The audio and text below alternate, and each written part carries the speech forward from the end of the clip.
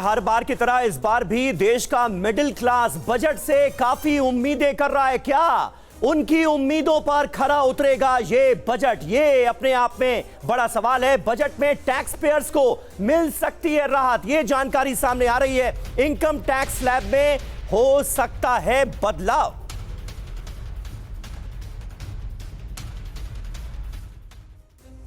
हर साल बजट में आम आदमी को जिन चीजों का सबसे ज्यादा इंतजार रहता है वो है टैक्स में कोई राहत मिली है या नहीं। इस बार भी बजट से मिडिल क्लास को काफी सारी उम्मीदें हैं। वित्त मंत्री इस बजट में टैक्स पेयर्स को बड़ी राहत दे सकती हैं। इसमें 10 लाख रुपए तक की सैलरी वालों को बड़ी खुशखबरी मिल सकती है। न्यू टैक्स रिजीम में बदलाव देखने को मिल सकता है। महंगाई बढ़ी हुई है तो मेरे हिसाब से नए रिजीम में मुझे लगता है 50,000 की एडिशनल एग्जम्पशन आने की संभावना क्लियरली लगती है। उसके बाद आ जाता है हाईएस्ट टैक्स स्लैब, जो आपका प्रश्न है। हाईएस्ट टैक्स स्लैब में भी रिलीफ मिलने की संभावना लगती है। क्यों? क्योंकि मेरा ये मानना है कि लोगों को टैक्स में रिलीफ मिलेगा तो उसका मतलब क्या है, लोगों के हाथ में पैसा आएगा। पैसा वो जाके खर्चेंगे, जिससे जीडीपी ग्रोथ होगी, जिससे जीएसटी जनरेशन होगा, उससे टैक्स कलेक्शन ज़्यादा अच्छा होगा। तो ये सरकार ग्रोथ में विश्वास रखने वाली सरकार है। तो इसलिए मेरा मानना है कि यहां टैक्स एग्जम्पशन मिलने की संभावना है। अंतरिम बजट में बड़ी घोषणाएं नहीं होंगी, फिर भी यह अनुमान लगाया जा रहा है कि वर्तमान समय में जो वैश्विक हालात बने हुए हैं उसके चलते रक्षा बजट में बढ़ोतरी भी की जा सकती है। रक्षा मंत्रालय से जुड़ी संसद की स्थायी समिति रक्षा बजट में बढ़ोतरी की सरकार को सलाह दे चुकी है। वैश्विक पैमाने पर रक्षा क्षेत्र के लिए जीडीपी का 3% तक खर्च किया जा सकता है। भारत इस मामले में अभी भी बहुत पीछे है। 2023-24 बजट में रक्षा मंत्रालय को 5,93,537 करोड़ रुपए का आवंटन किया गया था। इस पर अनुमान लगाया जा रहा है कि रक्षा बजट के लिए सरकार अधिक से अधिक बजट का प्रावधान कर सकती है। इस समय भारत के पड़ोसी मुल्क चीन और पाकिस्तान के साथ रिश्तों में तल्खी है, जिसके चलते हर समय हमारे सैनिक सीमा पर हर समय चौकन्ना रहते हैं। वैश्विक तनाव के साथ साथ सीमा पर तनाव ने देश की चिंता बढ़ा दी है। रूस, यूक्रेन, इजराइल, हमास के बीच अभी भी जंग जारी है। लाल सागर में हूती विद्रोहियों का हमला थमा नहीं है। हूती हमलों से व्यापार प्रभावित हो रहा है। वर्तमान समय में भारत के सामने अपनी सैन्य ताकत का आधुनिकीकरण करने की बड़ी चुनौती है। रक्षा क्षेत्र में आत्मनिर्भर भारत और मेक इन इंडिया को बढ़ावा दिया जाना भी जरूरी है। ग्लोबल टेंशन के बीच अंतरिम बजट में उम्मीदें लगाई जा रही है कि रक्षा क्षेत्र के लिए ज्यादा धन का आवंटन की घोषणा हो सकती है।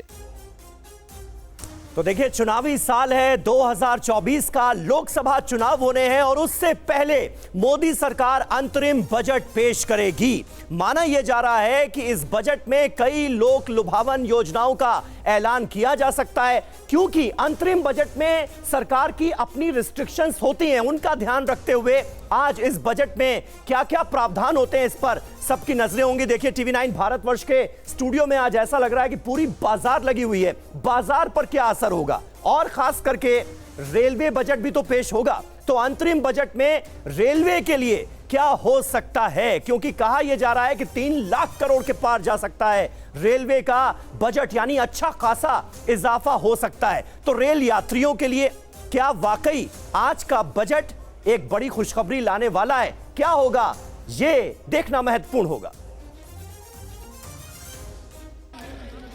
एक जमाना था जब लोगों को बेसब्री से रेल बजट का इंतजार रहता था। आखिरी बार 2016 में रेल बजट को अलग से सदन में पेश किया गया था। 2017 से यूनियन बजट के साथ ही रेल बजट को पेश किया जाने लगा और 92 साल से आ रही परंपरा को खत्म कर दिया गया। इस पर बजट में रेलवे से जुड़े कुछ बड़े ऐलान किए जाने की उम्मीद की जा रही है। एक्सपर्ट की माने तो इस बार यानी कि बजट 2024 में रेलवे के लिए बजट एलोकेशन में बड़ी बढ़ोतरी होने की उम्मीद है।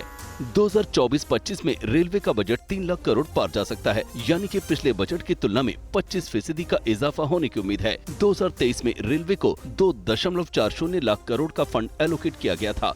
भारतीय रेलवे की योजना अगले आने वाले समय में 300 से 400 नई वंदे भारत ट्रेन चलाने की है। इसके अलावा सरकार वंदे भारत ट्रेनों में स्लीपर कोच लगाने से जुड़ी योजना पर काम कर रही है। फिलहाल 41 वंदे भारत एक्सप्रेस ट्रेन चलाई जा रही है। हालांकि रेल किराए की बात करें तो इस बार भी पहले की तरह कोई घोषणा होने की उम्मीद नहीं है, जिसका इशारा रेल मंत्री पहले ही कर चुके हैं। वैसे यात्रियों की सुविधाओं का बजट में पूरा ध्यान रखा जाएगा।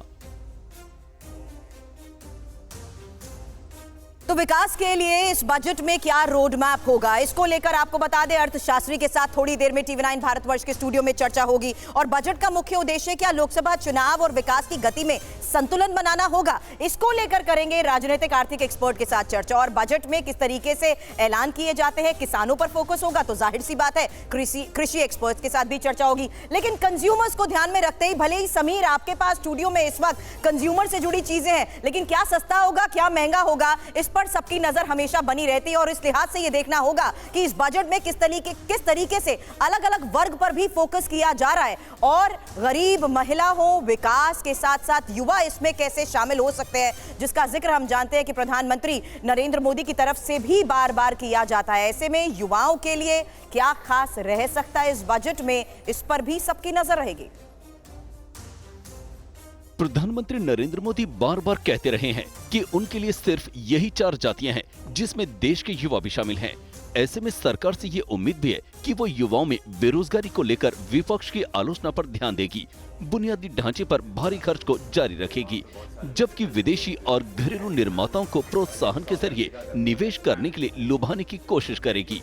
ये इस उम्मीद में किया जा सकता है कि इससे नौकरियां पैदा होगी। मोदी सरकार ने 2027 तक देश को दुनिया की तीसरी अर्थव्यवस्था बनाने का लक्ष्य रखा है, इसलिए बजट में सरकार युवाओं का खास ध्यान रख सकती है। बजट एक खास मौका होता है सरकार के पास कि जो अपनी जो ग्रोथ रेट है उसको हाई करने के लिए जो सरकार के पास टूल्स हैं, वो बजट के टाइम में कुछ पॉलिसीज और कुछ बजट एलोकेशन के थ्रू वो किया जा सकता है। तो हमारी उम्मीद यही है कि जहां तक गरीबों के कल्याण के लिए स्कीम चल रही है उसका वो अपनी जगह है, लेकिन आर्थिक ग्रोथ को बढ़ाने के लिए कुछ 3-4 कदम सरकार उठा सकती है, और हमें पूरी उम्मीद है कि उस दिशा में आगे काम होगा।